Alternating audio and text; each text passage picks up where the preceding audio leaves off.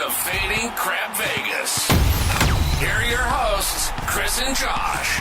Ready? Touchdown. Hello, everyone, and welcome to the inaugural episode of Fading Crap Vegas. I'm Chris, he's Josh. Josh, what are we even doing here? Well, we did so well last year in picking our football picks, making our football picks, that we thought we should make it a formal show and do it again. Yeah, this is going to be a Patreon-only exclusive for all of you that support us. It's going to come out once a week. We're going to shoot for Wednesday evenings as the release. It may be Thursday on a given week. But I think it's going to be a lot of fun. It will give you something else to listen to because you love our voices so much. And at the end of the day, if you follow me, you should make a lot of money. Exactly. We're going to make you a fortune one way or another. Results are not guaranteed. Past performance is not indicative of future whatever. Do we have a disclaimer we stick in there as soon as we say that? Some recorded voice?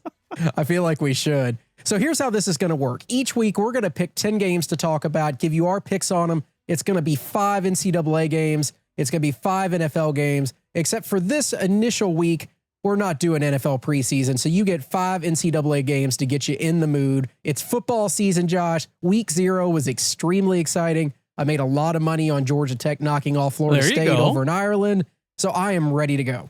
Yes, and the way it's going to work is Chris is going to pick the college football game. So he's picked our slate this week, and I'll pick the NFL games, and we'll go from there and make our picks.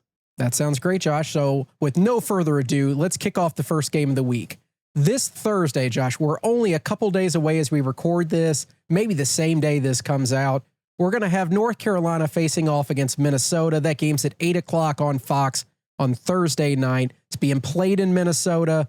Last year, Minnesota went 6-7 in a rather disappointing season for them. North Carolina was 8-5. They've been on a winning trek recently. Things have been going well in North Carolina. For being an ACC school, they're hanging in there. North Carolina comes in as a 1.5-point favorite, Josh. They sure do. And this one, I don't know. I have a lot to say on this one. The Tar Heels have had a great run of quarterbacks the last couple of years with Sam Howell and Drake May.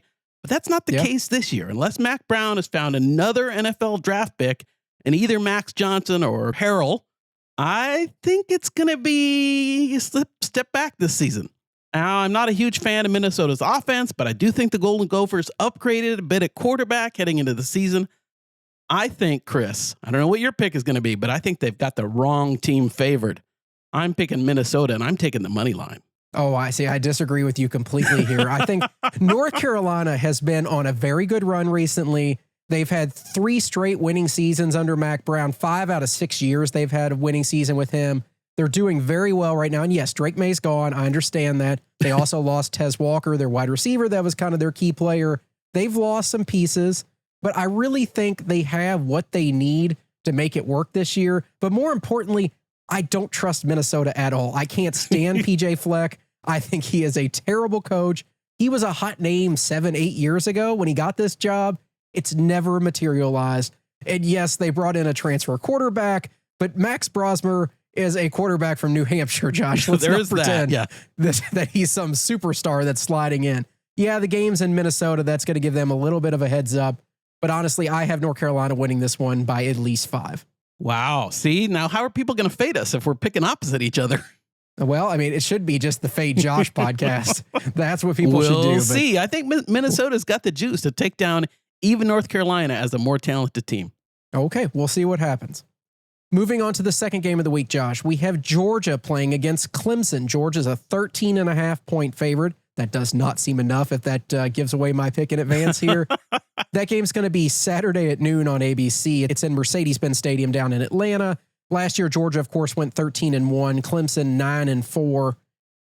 You know, Josh, Clemson, everybody can tackle. That's a good thing. The safeties are excellent for Clemson. The Tigers are kind of young up front. They have the size and talent to match. Maybe this is the year that Cade Klubnik really turns into a superstar that everybody thinks he's going to become. But we're talking about Georgia here. On both sides of the lines, offense, defense, Georgia dominates the trenches. They always do. They have the best players. And with Carson Beck back again this year, I don't know how anybody could pick against them in any game this year. All right, Chris, here's the counterpoint to that. I'm going to give you a tout thing here. Georgia is the number one team, as you know, in the preseason polls, and they are loaded with talent. trying to go for 3 national titles in 4 seasons. And it's trying to make it 11 years in a row with a week 1 opener since losing in 2013 to who? Clemson. Knowing you, it's got it's Clemson. It was in either that or it was 2013. going to be Washington. That was the 2 options. The last time they lost in week 1 was to Clemson. I think Georgia's in a little bit of trouble because they've had some running back issues. Running back Roderick Robinson has gone down with turf toe. It's unlikely he's going to play. They've lost their 2 leading rushers in Milton and Edwards to the NFL from previous seasons. They may be without Florida transfer Trevor, I don't know how to say his name, Etney maybe. So he could be facing a suspension. I think Georgia's in trouble. I'm taking the Tigers getting 13.5. What a absolutely horrible pick. So you're 0-2 if you follow Josh so far without these games being played. Josh, without going too far into it, do you like Dabo Swinney? I don't have much of an opinion. I think he is the dorkiest loser in all of college football. I There agree is with you on nobody that. I agree with that you on I that. hate more than him. And when he came out and started doing the I'm not paying my players, I don't believe in transfers true, and all right. this other BS, why does anybody even go play for him? I don't understand. He had that stupid comment at one point about a nil being like, that's in the name, image, and likeness of God, or whatever it was that he said back then. I can't stand him. He's corny. I don't even think he's that great of a coach. No chance. Georgia I think you're wins this letting by your personal 17. opinions take over your educated football analysis here. This is not the Clemson from 5 years ago, Josh. I agree. It is the Clemson from 2013, though, that Maybe. took down Georgia in week 1. We'll find out. Okay, Josh, we're continuing this theme of SEC versus ACC. We have a lot of these matches in week 1 here. I have Miami, a 2.5-point favorite over Florida. The game's being played on Saturday at 3:30 on ABC. It's in Gainesville. Last year, Florida went 5-7, a very disappointing year for them. Miami went 7-6. If I remember correctly, they started off on fire and really kind of pittered out late in the season. I might be wrong, but I think that's what happened. That being said, Florida, for me, it's really just the Graham Mertz experience. What is he going to bring this year? Is he going to be better than he was last year? Because he did not impress me at all. Right. And quite frankly, I think it's the last chance for Billy Napier. If he doesn't have a spectacular year this year, he's done. Florida is canning him. They're moving on. The SEC does not tolerate mediocrity in any way when it comes to football. Yeah, I totally agree with you. This one's going to be interesting. I mean, this might be the biggest game of the weekend, really, with all respects to Georgia Clemson. Both coaches are in desperate need, as you said, of a good season. Neither team wants to start off with a loss to their in-state rival. I mean, you've got all eyes on Cam Ward, the quarterback for the Hurricanes. I think this is a really hard one. I like the number. You've got the number at Florida getting 2.5. I like Florida getting 3 better, but I'm still going to take Florida getting 2.5. I know Miami did pick up Oregon State running back Damian Martinez. I think that's going to be their superstar back this year that they're going to rely on.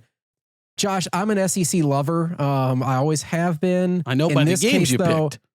I've seen, well, there's not that many good games in week 1, quite frankly. And if the SEC are in them, they're a good game usually. That being said, I've seen Florida enough. We play them every year as a Kentucky fan. I know what you're getting with them. I don't trust Billy Napier. I don't trust this Florida team, and I don't trust Graham Mertz.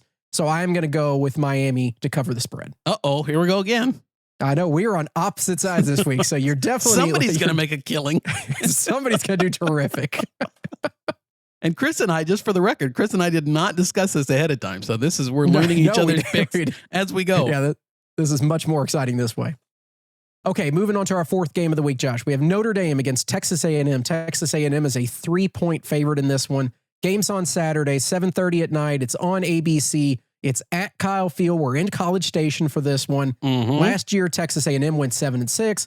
They obviously ended up firing Jimbo Fisher because they had said enough. They paid the massive buyout, got him out of there.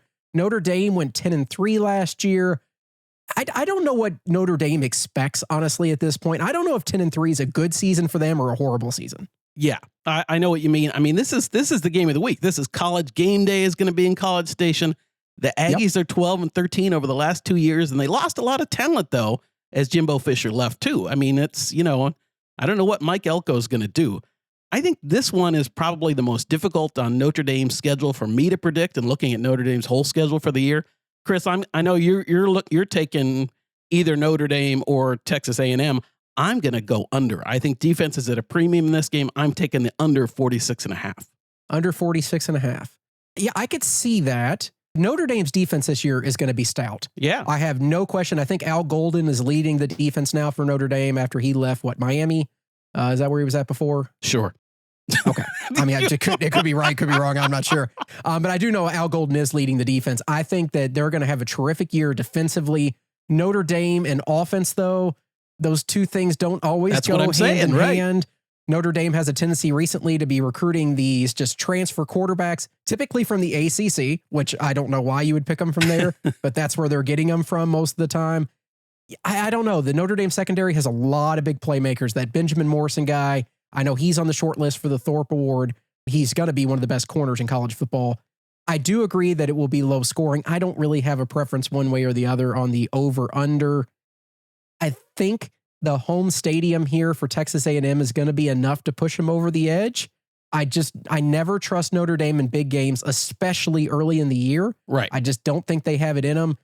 Playing at Kyle Field is a completely different experience that they aren't going to be used to at all. When you have over 100,000 people yelling at you, it's a lot to overcome. I think that Texas A&M's defense is going to hold up well enough. I'm going to go with Texas A&M on this one. I'm going to say that they win this one by 4 or 5. See, Chris is hesitant enough. I think you go with my under on this one. I'm going to stick to my pick. I'm going to take you Texas liked my A&M sales to cover job, here. though, didn't you? You did, and I could see it because they both have very good defense. So I think Notre Dame's going to have a hard time moving the ball. So I don't expect a ton of points to be scored, but I guess we'll find out. There we go. Okay, final game of the day, Josh. Running out of teams to pick. No good games left. What did I pick? Alabama minus 31.5 versus Western Against your Kentucky. home team. Yeah, not exactly my home team, but they're in the same state. How That close game's is Saturday. Western Kentucky to you? It's in Bowling Green. From here, it's about 2 hours. All right. So it's not too terribly far from me. Game is Saturday night at 7:30. It's on ESPN. This game is, of course, at Bryant-Denny Stadium down in Alabama. There was no chance that they were going to Western Kentucky to play. Bowling Green. WKU went 8-5 last year. Bama went undefeated in the SEC. They won the SEC championship game, and they knocked out Georgia in that game, obviously, and then they lost in the semifinals against Michigan. A little depressing for those fans. Western finished 4th in Conference USA, Josh. There we go. That's something. You got to be proud of something. Yeah, their coach Tyson Helton's been there for a few years now. He has a winning record. He's actually been 4-1 in bowl games. So I guess that's when he really gets up, is if you put him in the Potato Bowl on December 7th at 4 o'clock, he's ready to go for that. Yeah, I mean, the big story here is, of course, Saban's retired. Kalen DeBoer comes in from Washington. That's Josh's exactly homeschool right. there. I think there's going to be a drop-off this year. I don't expect anything near what Bama has done in the past. They do have a hard schedule. If we were picking over-under on wins for Bama, I think theirs is set at 10.5. I'd be inclined to go under. I think they may be at 10 this year. I think they would still make the playoff. Right. But I think they would be around 10. That being said, I don't foresee them having too many problems with Western Kentucky here. No, I would agree. And if history proves itself, Bama in those So you're just taking junk Bama on the FCS money line, games, right? Typically, yeah, it's Bama money line. Typically, they win these first couple games by about 70 points. I mean, but I'll tell you what, Josh, I really am a little concerned. I don't think Kalen DeBoer is going to have the results that Bama fans expect to see. So where are you going with this? So I am going to take Bama to cover the spread. I think they're going to win it by 40 or so. I think it should be a fairly easy cover. But if Bama pops up on our schedule in the next couple weeks with a difficult match, it may be a completely different story. Right. I'm with you. I'm obviously very familiar with Kalen DeBoer, having been at Washington. I mean, I'm a Husky guy. I followed them really closely. I, like you, am worried about how they do through the season as far as win-loss goes. I do think, DeBoer got good news this week on the injury front. Jaden Roberts and Jam Miller are going to be playing, we think. It's interesting. This is, I don't know if you knew this, but TJ Finley, the quarterback, what's Western Kentucky? Hilltoppers, right? Yes, the Hilltoppers, correct. It doesn't flow from as a mascot. I don't know why, but it's a big red blob with a face. But this is his third chance to beat Alabama. He was at LSU, he was at Auburn, and now at Western Kentucky. Third time's the charm. Yeah, with his fourth school. So it'll be interesting.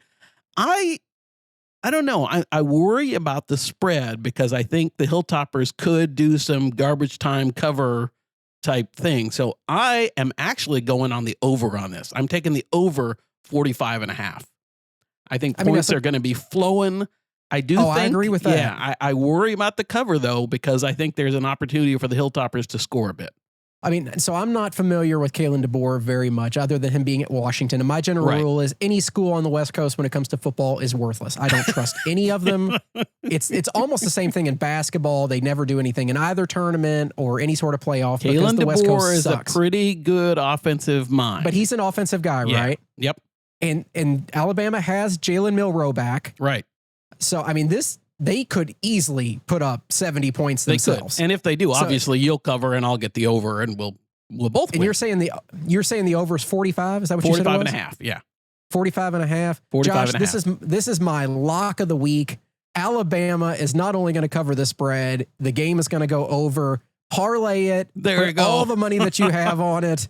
This is going to be a Josh and Chris special. I bet you, I guarantee Bama puts up 45 points by themselves.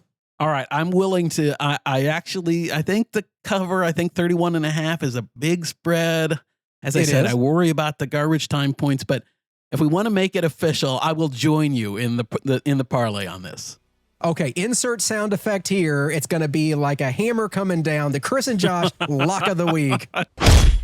Josh, I think this is going to be a lot of fun this year. We're going to have 10 games normally and a little bit more time to spread out, but our goal is to get in and out of these things in 20, 25 minutes so you guys can enjoy. Hopefully these picks are helpful for you. I can guarantee this, based off the way we picked, no matter who you choose, Josh or I, somebody's going to come out a big winner. That's right. You can't go wrong. You really cannot. If you bet both sides, all you lose is the vig.